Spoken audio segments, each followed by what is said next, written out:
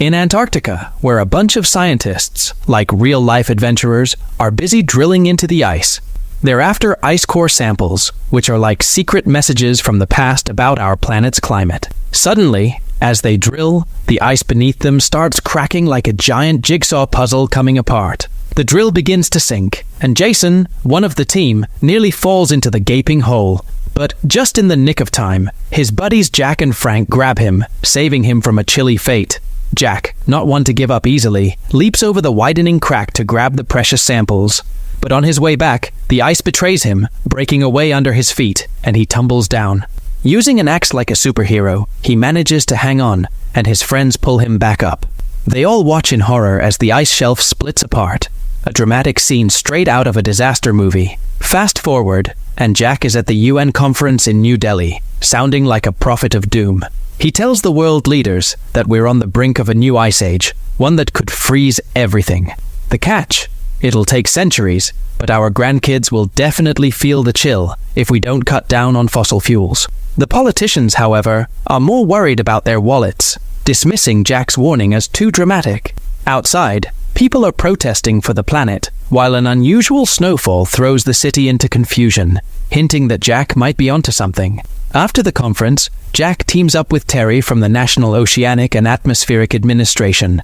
They're like climate change detectives, ready to uncover the truth. Back in Scotland, at Terry's monitoring station, a buoy detects a scary drop in ocean temperature. But the team thinks it's just a glitch, not realizing they're missing a crucial piece of the puzzle. Meanwhile, in Japan, a sudden hailstorm turns a normal day into a scene of destruction, with giant hailstones raining down like something out of a disaster movie. Over in the USA, Hurricane Noelani is rewriting the record books, leaving destruction in its wake. Even astronauts in space are staring down at Earth, witnessing storms of epic proportions forming in the atmosphere. It's like the planet is throwing a tantrum. Cut to Jack's son, Sam, who's flying to New York with his friend Brian and his crush, Laura. Sam's not a fan of flying, and a massive storm doesn't help his nerves. But amidst the turbulence, a moment of connection happens when he finds himself holding Laura's hand.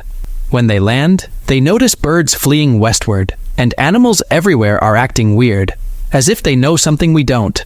Sam tries to focus on his competition, but can't ignore Laura getting attention from another guy, JD. Back at the monitoring station, Terry finally sees the alarming data from the buoys. The ocean's getting colder, and it's not just a fluke. It's a global signal that something big is happening.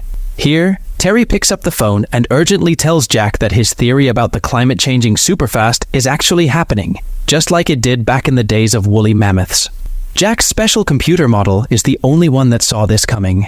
Meanwhile, on the news, they're saying, Hurricane Noelani is turning into a monster storm, and the beaches are off limits.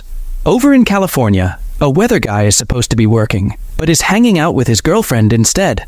They hear a spooky noise, but it's just the cleaner. Then, his phone rings. It's a reporter in LA, freaking out because it's raining hailstones big enough to play golf with. The weather guy turns on the TV and sees a tornado is starting to whip up right in LA. He quickly calls his boss because this tornado looks massive. Jack and his team are glued to the TV, watching as LA gets hit by not just one, but several huge tornadoes. It's chaos. Cars are being tossed around, buildings are falling apart, and the weather center itself barely survives the destruction. The president puts a stop to all flights, but it's too late for 2 planes that crash. In Washington, D.C., experts gather, sharing reports of crazy weather everywhere. With Terry's input, Jack tells them it's all because the ocean currents are going haywire, thanks to melting ice from global warming. But they need solid proof, fast. So Jack, with his team and a NASA weather expert named Janet, starts crunching numbers non-stop. They figure out we've got about 6 to 8 weeks before the Earth is hit by a new ice age. Jack's son, Sam, calls from a rain-soaked New York. The city's flooding, and he ends up staying in a fancy apartment offered by JD, a guy from his group. Even though DC is still calm, people are freaking out, emptying supermarkets. Jack tries to convince the vice president to start evacuations, but gets ignored. Up in Northern Europe, it's snowing like crazy. A rescue team tries to save the royal family, but ends up crashing in the storm. Only one pilot survives the crash, but then he freezes instantly when he steps outside. Terry sends Jack some top-secret data for better analysis, revealing a hurricane forming over land, which shouldn't be possible. Back in New York, it's been raining non-stop. The subways shut down, and streets are flooding.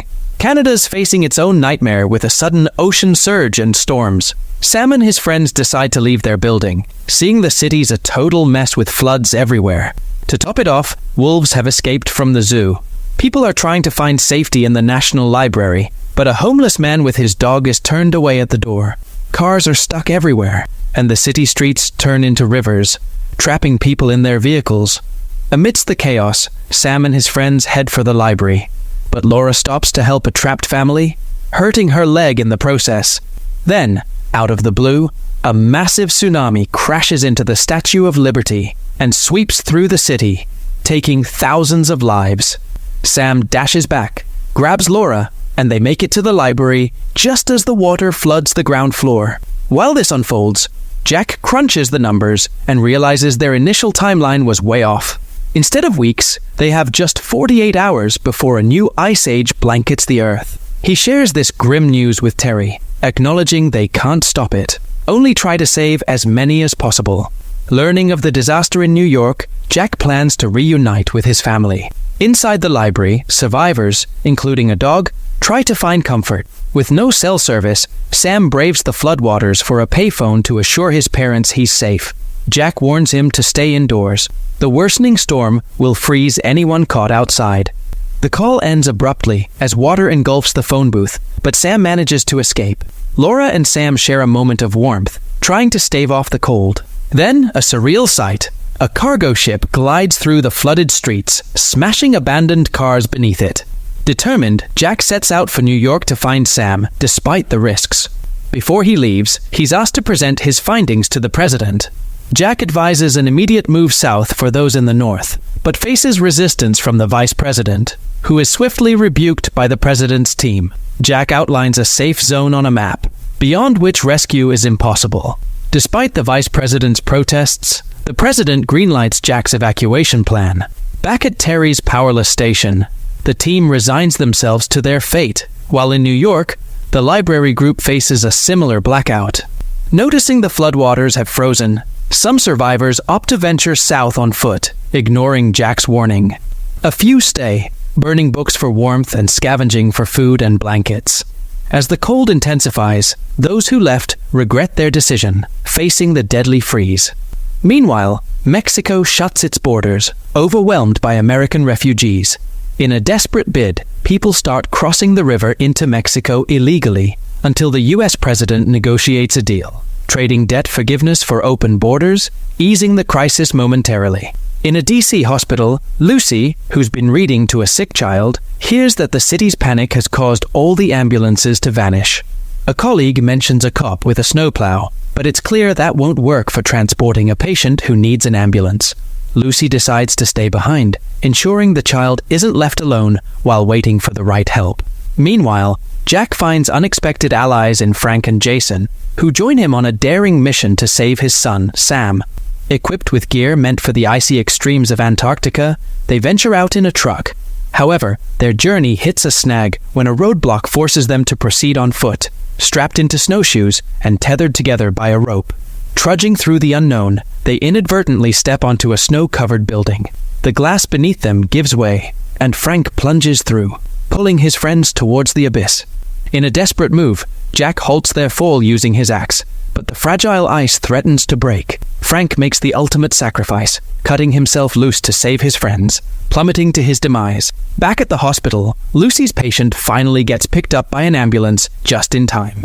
Meanwhile, the president is evacuated from the White House, but tragedy strikes as he's swallowed by the storm, leaving the vice president to face the grim news of his demise. High above, astronauts observe a massive cloud engulfing Earth, capturing images for Janet back on the ground. She quickly deduces that the Canadian storm is barreling towards New York, set to hit within the hour. In the library, unable to sleep, Laura and Sam share a moment, and Sam confesses his feelings, earning him a kiss from Laura. But joy turns to worry when Laura falls unconscious with a fever, her injury from earlier leading to blood poisoning. The consensus is clear. She needs penicillin, and fast. Sam, Brian, and JD set off to the cargo ship, hoping to find the medicine. Unbeknownst to them, the zoo's escaped wolves are on their trail. They reach the ship, but the infirmary is locked. Sam's quick thinking gets them inside, where they find the penicillin. Their relief is short-lived as they decide to gather food, only to be ambushed by the wolves. A harrowing chase ensues, with Jason getting bitten. Sam fights off the wolf, allowing them to escape into a room, slamming the door shut on their pursuers. As the storm's eye descends on New York, Sam devises a daring plan to draw the wolves away, risking himself to ensure his friends can lock the wolves inside, showcasing a mix of bravery and desperation in the face of an unforgiving new world. In a daring escape, Sam makes a quick move across the ship's exterior, aiming to use the window again, but a slip-up causes him to step on broken glass, alerting the wolves prematurely. With no time to lose, Sam dashes through the ship, managing to trick the wolves into a corridor and swiftly locks them in. Meanwhile, Brian and JD secure the kitchen door, gathering supplies before the intense cold starts to claim the structures around them. Battling against time and the encroaching freeze, they load their haul and an injured JD onto a makeshift sled, racing back to the safety of the library. They barely make it, reinforcing the fire to battle the cold that threatens to engulf them. Elsewhere, Jack and Jason press on through the relentless storm. Exhaustion takes its toll on Jason, forcing Jack to drag him to a temporary refuge they create in the snow.